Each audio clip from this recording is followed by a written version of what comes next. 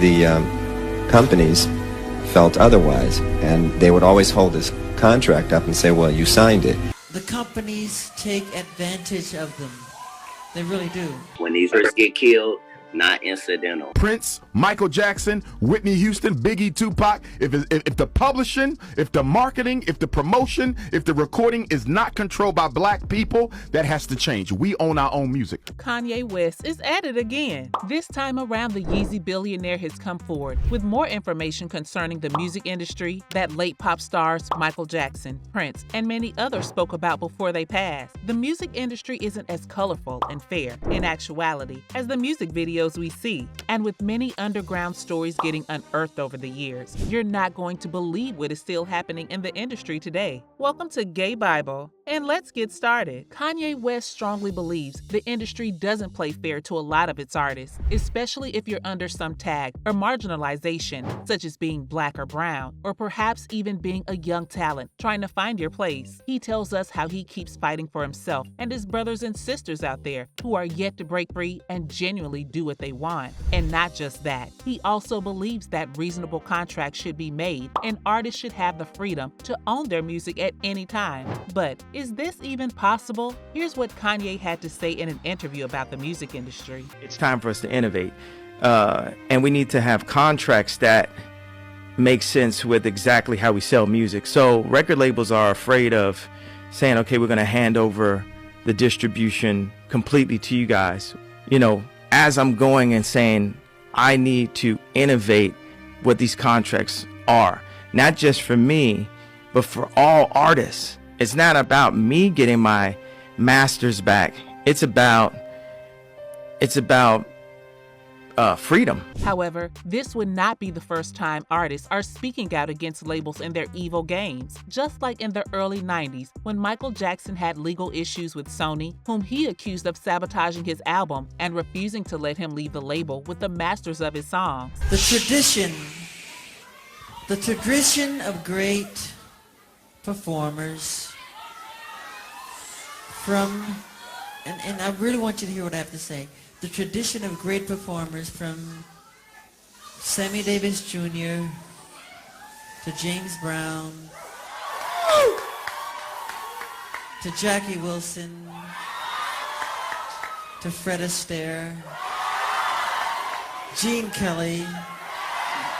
The story is usually the same though. You know, these guys work really hard at their craft, but the story ends the same. They usually are broken, torn, and usually just sad. And the story is very sad in the end because the companies take advantage of them. They really do. Michael also spoke about how he beat the label at its own game by eventually leaving Sony as a free agent and also owning half of Sony. So I'm leaving Sony a free agent.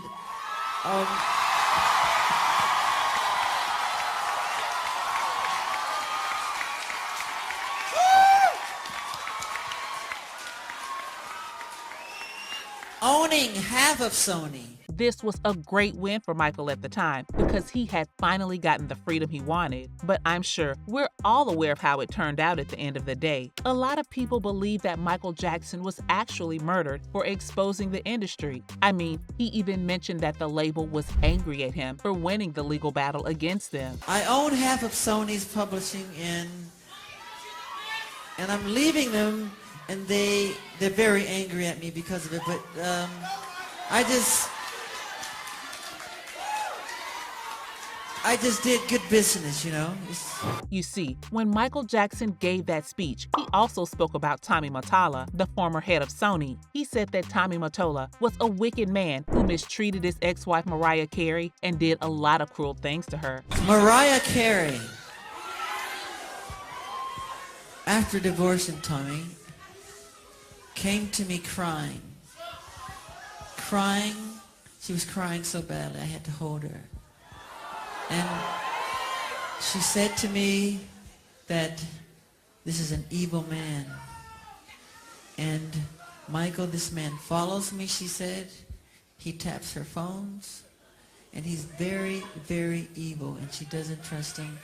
And he is a horrible human being. And we have to continue our drive until he's terminated. Oh, there you go.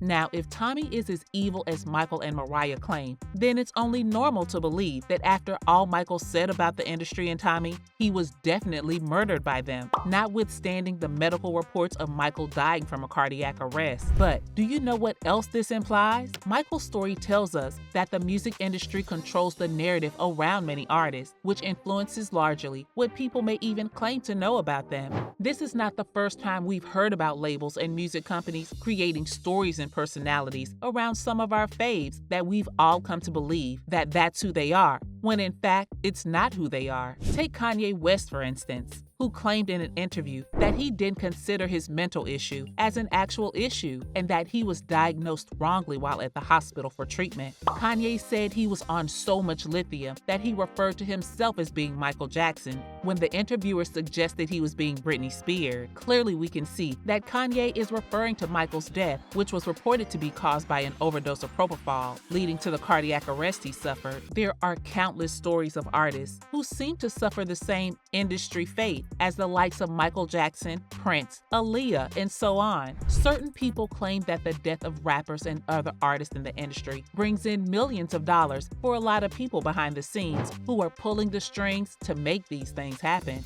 That means someone or some people wanted the likes of Pop Smoke, Takeoff, Nipsey Hussle, and XXXTentacion dead for one financial gain or the other. Just like someone said, when these guys are dead, the label only has to deal with their mamas for a short while they keep making money off the artist's death. When these rappers get killed, not incidental. Somebody made $100 million and now don't have to talk to that artist or none of their crew. Don't have to validate none of their contracts. Now only got to deal with the mama. Only got to see her once a year, and it's over. And the money goes up and up. But many times we wonder who exactly is behind the killing of artists, and why is the music industry still suffering from things like racial discrimination and oppression? Like, how many Black artists complain that they don't have total control over their music and its distribution? Prince, Michael Jackson, Whitney Houston, Biggie, Tupac. If the publishing, if the marketing, if the promotion, if the recording is not controlled by Black people, that has to change. We own our own music. Well, these perpetrators seem to always stay behind the shadows and pull their strings while the artists suffer from their manipulation. However, label execs and the likes aren't the only ones that hurt other artists. Rumors are flying around about several big-name artists who are participants in occult practices involving human sacrifices. Kanye has always talked about the music industry and its occultic ways. He talked about how several people were sacrificed by other artists just to gain power, fame, and money. In one of his recent interviews on the internet, he spoke about the couple Beyonce and Jay-Z and how they are part of the Illuminati. According to him, they are under the control of a higher power, and they have sacrificed several artists just to get where they are. He even mentioned that his mother was used as a sacrifice, alongside the relatives of other stars like Michael Jordan, Bill Cosby, and others. My mama was sacrificed. Me too. You understand? Yeah, I'm Christian too. Michael Jordan, what about him? His daddy, right? Bill Cosby, his son, right? Dr. Dre, his son. You know, out in Hollywood, a lot of people come up missing. Now that was really bold of Kanye to admit in front of a camera, but could it be that he's had enough of the games and wants to break free too? We know the stories of people who tried to break even and get out of the system, but somehow they all ended up dead, right in the middle of their attempt. I mean, remember Prince, the artist from the 70s, who died in 2016 as a result of a fentanyl overdose? Prince also spoke about the music industry, while specifically describing record contracts as slavery. You see, at the time Prince was signed to Warner Records, but his deal with them didn't take long to go sideways. At the time, Prince produced the music by himself without the help of the label, and because he was doing this, he felt he needed a level of control over the music beyond what the contract was offering. But Prince's request was met with resistance from the record label. You see, these people wanted to stay in control, so they couldn't allow Prince to be in charge of his music. The reason why it became such a big deal back then is ever since my third album, I wasn't really taking large advances from the recording companies. I was recording the albums myself in my own studio. So the way I looked at it, I owned the work because I paid for it. and I did all the work. I created it, so I felt like it should belong to me. That said, the companies felt otherwise, and they would always hold this contract up and say, well, you signed it. And I say, well, I understand that. It's not like I want to leave. I just want to, you know, talk about this thing and see if we can't make it more fair.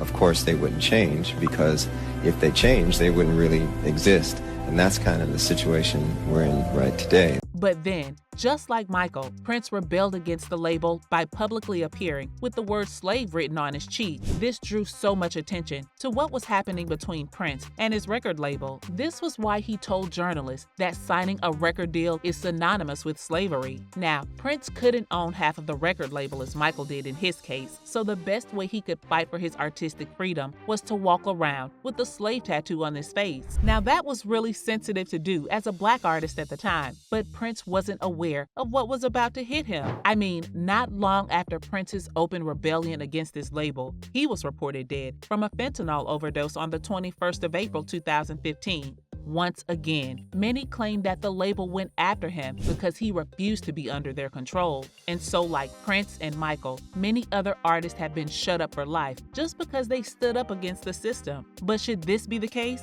Don't black artists have a right to own their music and its masters? There are many factors involved in signing a record deal, and as more people begin to talk about the issue of labels withholding the masters of songs from the artists, the awareness has spread greatly among new artists and labels in present time. However, we still hear people like Kanye West talk about conspiracies and how artists are being mistreated by their labels. Nonetheless, there are still cases of several artists killed in present times, some who people believe were murdered by the industry for different reasons. Some are occultic, others based purely on gang violence, and as much as we would love to find out those guilty of these crimes, we cannot help but observe and wait for some truth to surface over the killing of black artists.